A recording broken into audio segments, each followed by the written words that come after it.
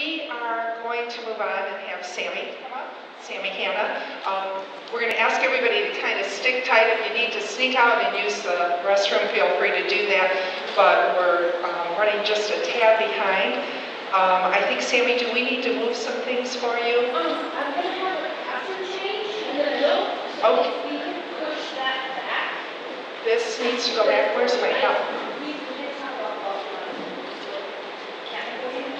I don't know. Here comes, we can talk to our guy.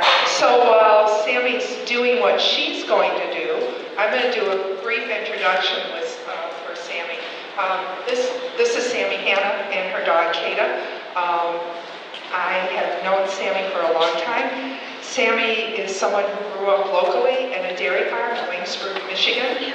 She's always had high affinity for animals and for their care. I think probably her first word was probably dog, would be my suspicion, but I don't know that for sure.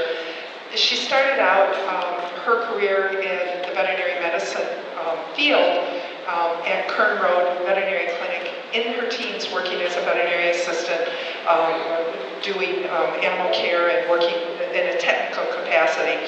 She discovered she had a love of training and behavior and went on to earn multiple master trainer certifications from 2 prestigious canine training academies.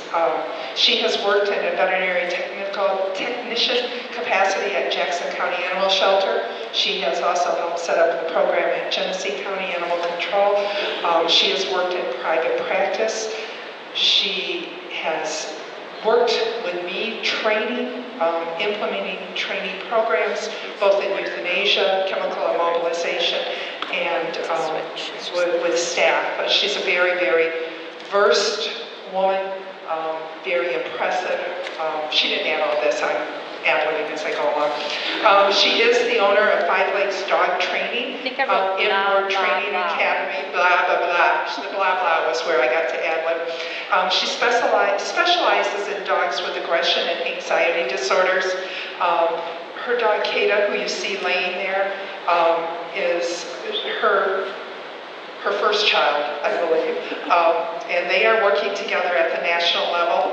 Hopefully she will be at the world level soon in IPO and Schutzhund competition. And so with that, I'm going to let Sammy take over. Hi. I'm Sammy. I have 2 main hats, either the technician hat or the dog trainer hat. And there's a whole bunch of different things in between that kind of fall into those 2 hats. My passion is working dogs. I have Dutch Shepherds. They're from Holland, so a lot of people say, oh my gosh, a Belgian. It's awesome that it's familiar enough. Same dog, different color.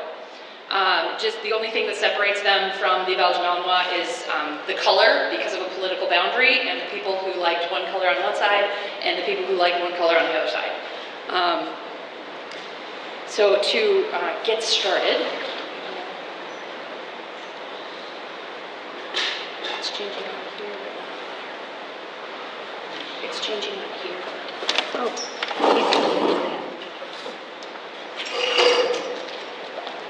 Like Kathy said, I got started in the veterinary clinics in my early teens. I started as an assistant, kind of worked my way up, trying to figure out, like every little girl and boy, I want to work with animals, I want to be a veterinarian. And then as you kind of go, you see, okay, do I really want to be a veterinarian, or do I want to be the technician who gets to do all the fun stuff?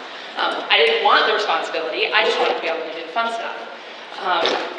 So as I kind of went through different vet clinics and seeing exactly what I wanted to do, where do I want to go to college, what is my end goal, I hooked up with Kern Road Veterinary Clinic, and I met my best friend, Christy, who is another master trainer, and we had a really special kind of thing within our clinic. Was we had a trainer within a clinic working with our animals. So we had behavior consultations right along with veterinary visits.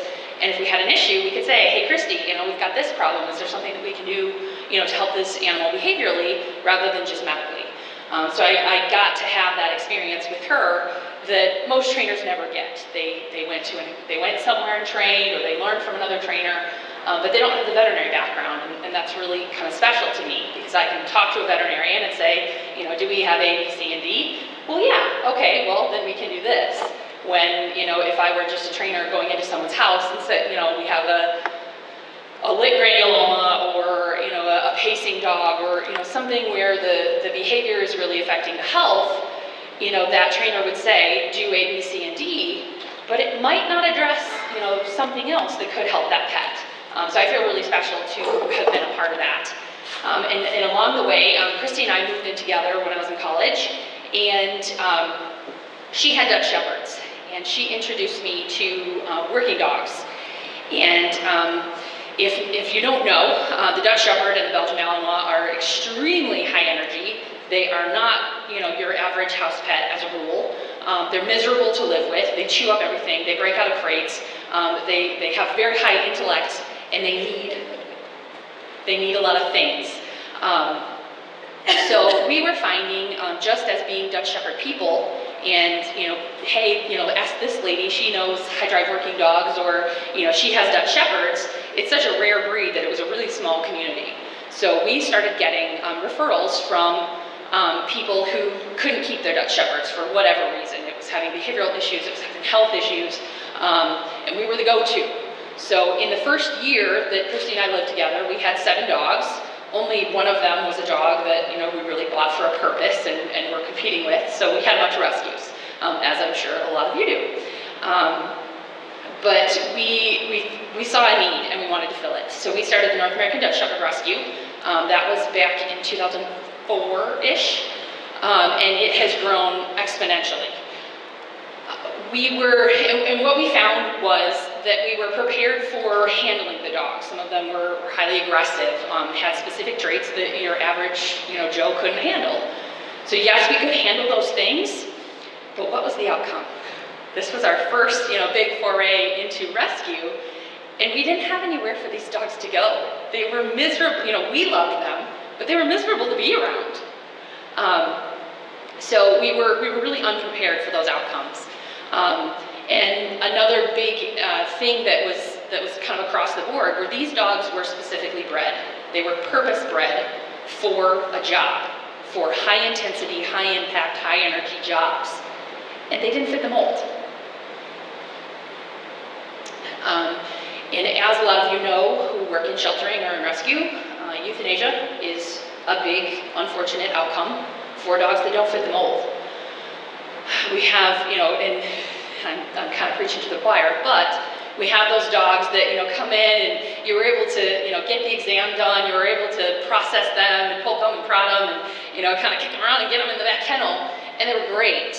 But the first time that, you know, a nice family comes along and sees them in the kennel and they're super cute and they're nice, they get them out and they have horrible manners.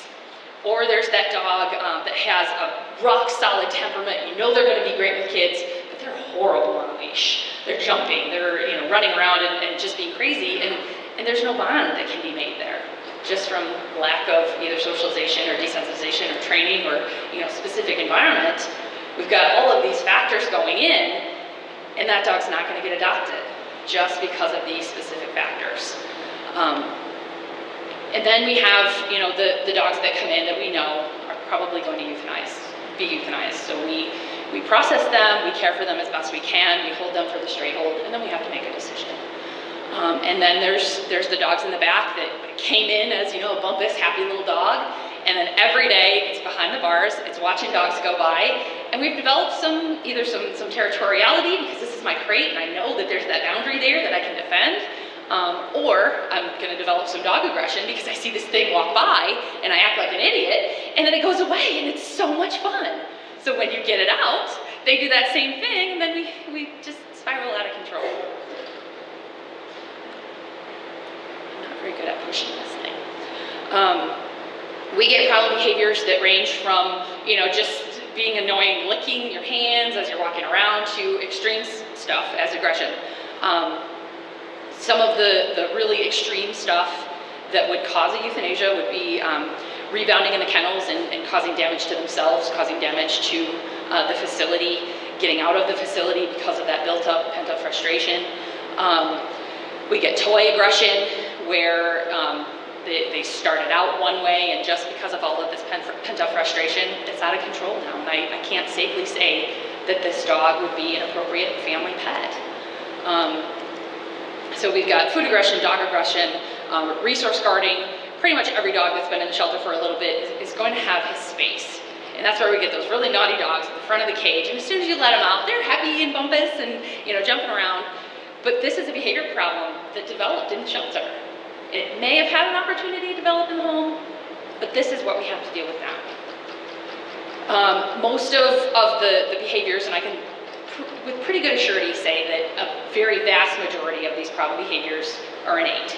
It's something that that dog wants to do. And something that I tell my clients almost every day is, if your dog is going to make a decision, it's going to be the one that you don't want. If you allow that dog to make a decision, it's going to be the one that pleases him, not you.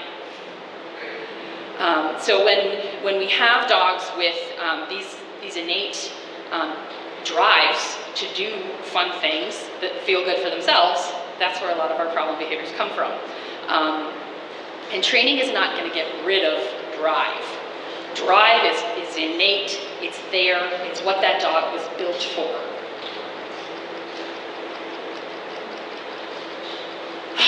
So when we have dogs with drive, an innate, biologically determined urge to attain a goal or satisfy a need, we need to be able to challenge or channel that drive into something that works. Into something that works. It's not. No. Into something that works for that dog. And who has time to look at every single individual dog and say, okay, this dog needs to do this. This dog needs to do this. We don't have a staff member that can, pay attention to that dog and give him an outlet for his nose. I don't have someone who wants to sit and wrestle with the dog, with a toy for 45 minutes at a time, because my volunteers are only here to clean cages for, 45 minutes to an hour and a half maybe. So having a resource is a huge. Now there's. Where do you want to be? Back. Use the numbers on the computer. Use this.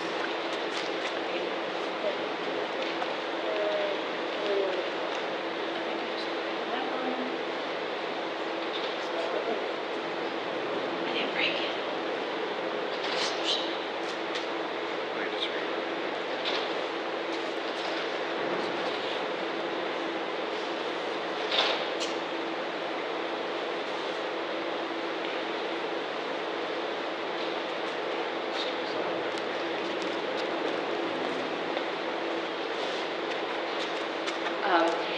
As we get into developing jobs for these dogs, when we do find a resource, and that's kind of the tangent that I was trying to get off on, being able to see a dog who has a specific issue that we could use.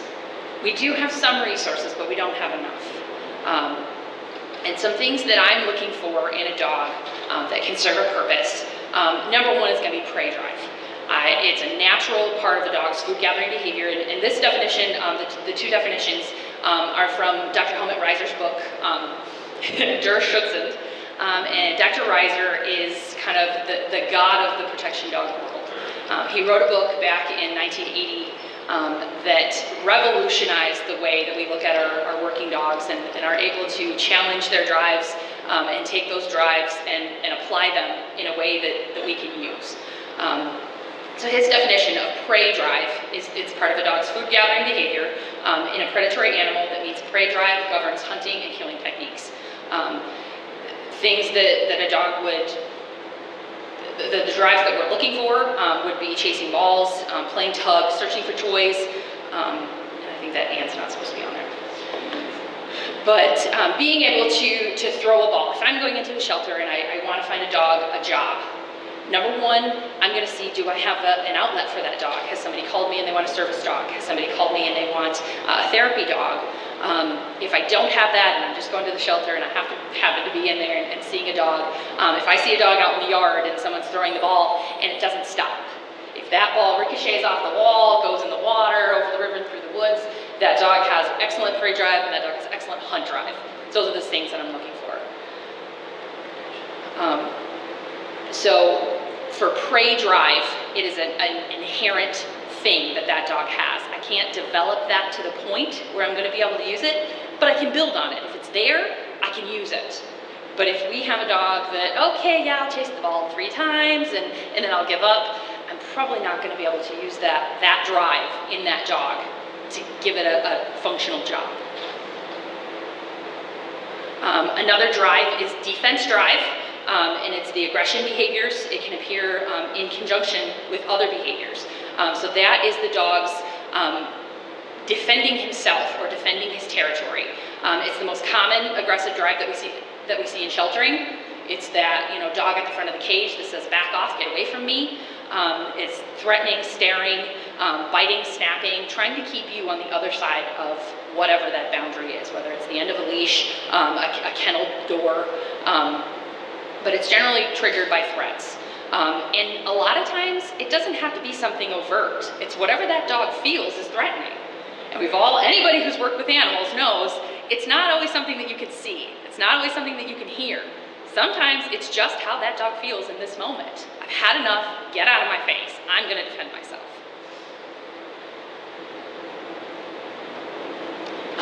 We can take each of those 2 drives, the prey drive and the defense drive, and dissect them and mix them up and put a definition on that dog.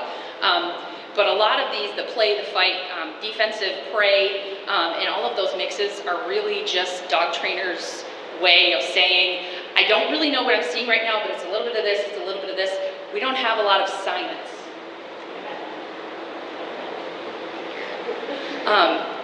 We don't have a lot of science to say definite, this is absolute, defensive dog, that's the only drive that we're seeing. And the only thing that 2 dog trainers can agree on is that the third one's doing something wrong. So we're not able to really get together and say, we're gonna make this definition and we're gonna make this definition, because we do have a lot of different things within the realm of dog training. No matter the cause of that, if we have that drive and we're trying to give it a job, we need to channel it into something. When we have extreme drives, it's kind of hard to be able to give it a focus if I can't mix the things up, like I talked about. Being able to take that little bit of defense, yes, I know you're scared, but when you're scared, I want you to do this. I want you to turn it into prey drive. If that dog really doesn't want to chase something or doesn't want to grab it and shake it, he just wants to punch it and run away, it's kind of hard to deal with. So we need to mix it up and we need to use a lot of different techniques to work with that specific animal. If I'm looking to teach narcotics to a Labrador and he doesn't want my ball, he doesn't want to tug, I'll take a treat, I'm probably not going to be able to get the intense drive that I need to give that dog a job. The different types of jobs, we've got service dogs, we have therapy dogs, emotional assistance dogs, civilian detection dogs, and then the law enforcement and military dogs that are kind of my passion. The needs for these jobs have to be innate. We can't take a dog that is not mentally or physically suited for that job and try to force them in there. That would be very unfair. There are certain dogs that their job is to lay on the couch. That's what they were made for, that's what they were trained for, and that's their job, and that's okay. But when I have a dog I'm trying to apply this specifically to shelter dogs, when I have a dog that shows me awesome prey drive, I'm gonna build on that and I'm gonna channel that specific drive. Service dogs are defined as a dog that has been individually trained to do work or perform tasks in an individual with a disability. The jobs that dog performs have to be specific to that individual's disability. It can't just be an emotional need that you have. I want to be able to have my dog with me. It makes me feel good. Having my dog with me makes me feel amazing, but she's not performing a service for me. She's by herself. Service dogs cannot be denied in any public place. The only place that you cannot take your service dog is into a surgical suite. Your dog can accompany you into the hospital. They can accompany you through the salad line at, Applebee's or wherever salad is available. but they are performing a physical, sensory, psychiatric, intellectual, or other mental disability, performing services that are going to benefit that person directly. And to do these complex jobs, to teach these complex behaviors, we have to have a little bit more drive than the average Joe Blow dog. Therapy dogs, they have specific tasks that they're trained to do. A lot of it just has more to do with obedience than anything, because these dogs are bred to, or are trained to go and provide a service for someone else, not their handler. They're made to go into nursing homes, into schools, for reading programs, into hospitals, but they're going there specifically to make someone else feel good. That dog is not legally, does not need to be given public access, and it is actually illegal to take your dog somewhere where dogs are not allowed. And this is a specially trained dog. Emotional assistance animals. This is kind of a huge topic that we have in the dog world right now and in the animal welfare world, because I get calls on them daily. Emotional assistance animals. What is it? What can I do with it? Can I make my dog one? Emotional assistance animals do not need any special tasks to do. They make you feel good. Your little Fifi riding around in the cart with you at Walmart makes you feel good. And that's what that is meant to be. They're not allowed public access. They only provide emotional support by simply being close to you. We haven't taught them any specific tasks. There is to the FHAA and the ACAA, which is the Home Act and the Air Carrier Act. They do provide kind of vague allowances for emotional assistance animals. You have to have a doctor's note, and that airline can not let you on. They have the choice to say, this is not a service dog, you are not allowed to bring your animal on this plane. The problem is that when that individual has a fit in the airport because their service dog is not allowed on the plane, now we have so much more to do. Sometimes it's just easier to let it happen, and that's kind of unfortunate. We see it every day. Working in the shelter, okay, I've got A, B, C, and D that I need to do, but you know what, I don't have the resources for that. I can't go and prosecute this guy because I have 10 other dogs that are way worse, and I know that my police officers are not going to follow through, or my ACOs are not going to have the time to do this specific case. So we have to work with the resources that we've got. Allowing these emotional assistance animals onto a plane or in public access would be extremely hard to regulate. And that's what's going on within the service and the therapy dog world right now, is some places will let a therapy dog come in without a certification. And by law, that business or that school or whatever could be held liable if that dog did something because it's not certified. It doesn't have the specific training that has been tested. And then going a step further with emotional assistance animals that have no training, allowing that dog onto an airplane, that's a big fat liability. You're stuck in the air with nothing to do, and this dog loses his mind. Animals lose their mind. People lose their mind. I lose my mind a lot. So if we have, we're expecting this being with no training and putting it in a situation where it is forced to make a decision, it's going to make the wrong decision, and it's going to make that stressful decision. And a lot of these terms, the therapy dog, the service dog, the emotional assistance dog, they're not generally accepted terms in everyone's daily life. So I know at our shelter, there was a little bit of vague, okay, do you want a service dog? Do you want a, people are coming in and asking, will this dog make a good emotional assistance dog? Will this dog make a great service dog for my daughter? Well, do you really know what a service dog is? Being able to define those terms has just started to be able to be generally accepted. So getting that out there, that this is a thing, this is illegal, this is not, is kind of a big deal. We have civilian detection dogs. We have one dog from Jackson that was evaluated to be a bedbug dog. And did he work out? Everything's good with him? Yay! They came in, they were looking for a specific set of traits, and they found one, which was awesome. But when we have civilians who are training their dogs to do something, it's usually to make money. It's your business, you're gonna train your dog to do something fun, and you get to go out and do it with your dog, which is the best job in the whole world. They can look for bed bugs, personal narcotics detection. If people think that their kids or their loved ones are doing drugs, you can pay someone to come in and search your home and tell you where the drugs are. Explosive contractors, I know down at the Joe and in a couple of the big arenas, they have private contractors that can come in and search the arenas because we don't have, you know, as many dogs as we would like. And then now there's some medical research that's going on, and that would kind of have to be in the private sector, going on a specific business or a specific person training those dogs to look for specific things. Law enforcement and military dogs. This is my boy Bear. They are extremely specialized roles. For a dog to be able to go on a helicopter and an airplane and be dumped out of that helicopter on the same day is very likely for some of these dogs. So having specific temperaments, specific drives, and specific breeding is really, really important for these dogs. They can do things like scent detection, handler defense, crowd control, just being able to defuse a situation without having to go and use that extra force.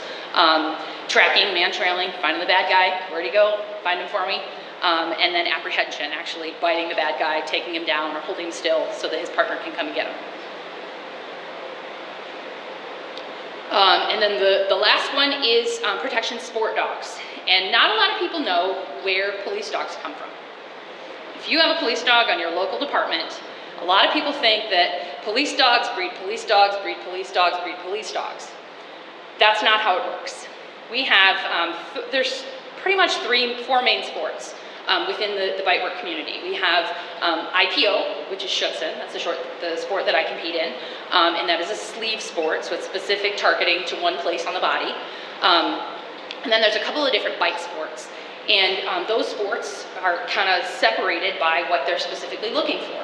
In French ring sport, it's from France, but they're looking for a dog that is as fast as can possibly be and makes split-second problem-solving decisions. So they're trying to run away from that dog. The dog is headed down the field, and that man can go, whoop, and he's out of the way, and the dog's gonna run past him. Or if he decides to lift his leg and get out of the way, that dog's gonna go past him. So they need specific drives for those dogs. In Schutzhund, we are looking for a very hard bite. The sleeve that they're biting is very hard. So if they don't bite as hard as they can and hang on, they're gonna lose it. We're gonna lose points, and we're gonna lose the status of being able to get that extra title and be able to say, my dog is the best, mine is the one that you wanna breed to, so that we can make more police dogs. But we prove, like that. We compete to prove that our breeding stock is better than the dogs next door. So it's a big competition, but it's also where all of our military dogs come from.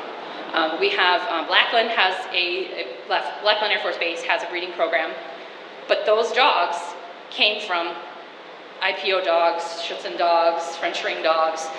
They can't take a police dog and say this dog is specifically going to be, have traits A, B, C, and D, and be able to put that dog into their breeding department or their breeding program, and be able to say that 10 generations down the road, we're still going to have the best dogs possible.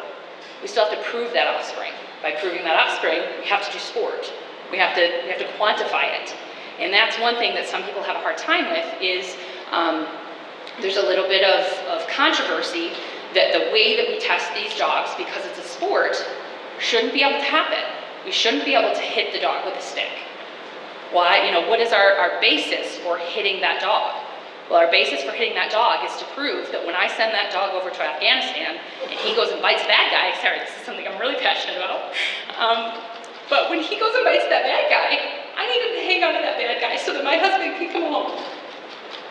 I need those drives, and that's kind of why I put this thing together. I was just asked to do a demo, and they said, "Here's 45 minutes," and I said, "Ugh, that's kind of a long time to do bite work." But being able to show what my dog does, what we have fun doing, but it also has a really extreme purpose. It is why those police officers on the road have the protection that they do. A very dear friend of mine died a couple of years ago. He was doing a routine traffic stop, and his dog was in the car. There was suspicion that a gentleman was riding around and stealing stereos out of cars. This was down in Detroit. And he saw a specific guy, a suspicious guy. He pulled his cruiser over, he got out of his car, got his flashlight up. Hey buddy, what you doing? And that man shot him. And knowing that, you know, it was a bad situation, he didn't get back up, he didn't call back at the time where, you know, there was a hiccup going on. His dog didn't get deployed. His dog is a drug dog, but he also does apprehension for fun with us. But in that situation, if we had had specialized training, maybe something could have happened. We could have stopped that. But police dogs and working dogs are something that we need. It's a need, it's not a want. We need these dogs to protect our law enforcement and our military officers. All right, so now the fun stuff. We have... Somebody got their butt up. You're good. Yeah, you're good. She's like, Mom's almost done, and she's crying. Why is she crying? And then the last point is just purpose-driven breeding. We don't always have dogs that have the exact traits that we want. I know that my dog has faults. I think she's absolutely perfect, and she's just about as good as they come. She's the only Dutch Shepherd in the world with her titles, and she's the only female dog in the world that has a title that we just got yesterday. It's a very, very long track. It's a very, very long track. We had to do it 2 days in a row. We were in the rain, we were in the snow, but she is my best friend. And then I just put some pictures. These are my kids. This is Kata with her girls. This is Kata getting the bad guy. That was yesterday, after we got our title. That's Kata with her girls. And then, I don't know if you can see it, but there's a Dutch Shepherd, a cat, and a Chihuahua. The testicles give it away. All right, and then now we're gonna we're gonna do a little bit of costume change so that we can show you some fun stuff. It's gonna get really loud and really barky, so it might be something that you want to remove your dog for. The first thing that I want to show you is a young puppy in development. He is a 7-month-old puppy named Cliff. He's a German Shepherd. He looks really funny. He's long, he's lanky, he's skinny, he moves funny, but he has a blast doing the work. He just got done teething, so this will be one of his first sessions of, you know, having full dentition in, and oh my gosh, this doesn't hurt. I can do this. Because usually we take a break while they're teething so that we're not going to cause any inhibition for that real hard, awesome, fun bite that we're going to get later on. So I'm going to go get Cliff, and then this is my friend Nick. Stand up and say hi, Nick. Hi, Nick is going to be my helper, and he is going to be the one who's going to be bit. It's so fun.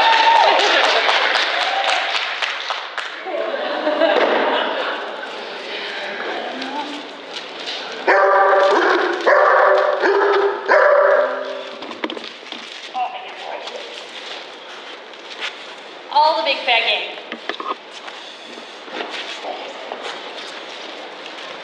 Ah, look at boy, look at that! So where did Cliff come from and where is he going to go? Cliff is hopefully either going to be a police dog or another sport dog. Both of his parents are sport dogs. 3 of those litter mates, police departments, are going to be for police departments.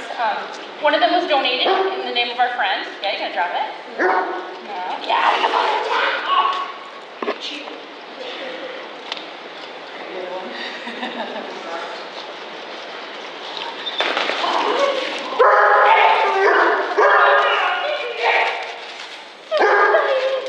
And there's a little bit of blood, so take it easy on him. Oh, it's a big dog. Still a puppy, but a big dog. What a good boy, come on. He gets to win, and he gets to prance it around and show it off a little bit. Big old baby leg tail. What a good boy. How old is he, Sam? 8 months, almost 8 months. There you are. We're creating complex behavior.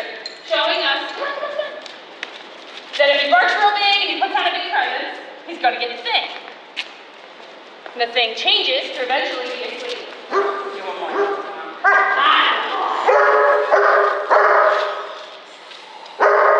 Good boy. Usually just 2 or 3 minutes thing. You're going to talk. Come on.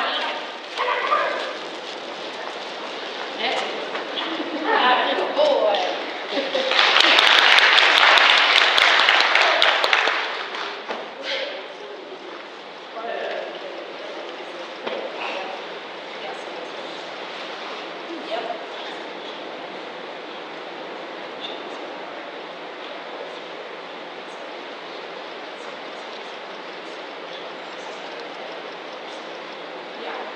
No, I know this.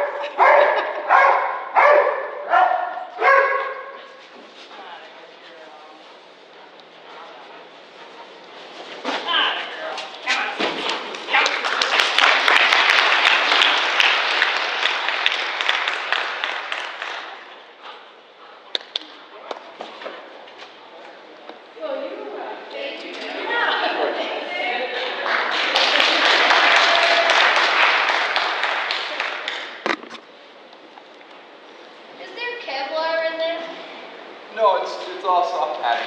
It's just thick leather and there's a little bit of padding up front, but there's not a whole lot to it.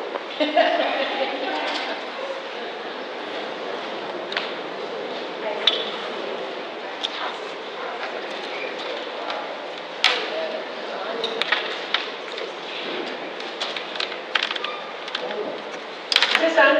Yeah. Hi, Sam's coming back, but before she comes back and before everybody goes, I want to thank you all for coming to our 7th annual conference. Please fill out your evaluation. If you have suggestions for speakers or scenarios or almost anything else, let me know. We're fairly wide open to various aspects of animal welfare. And is Sammy coming back to talk, or are we done now? Sammy's back. Are you done, or do you have something else to say? No. Then you missed all the applause.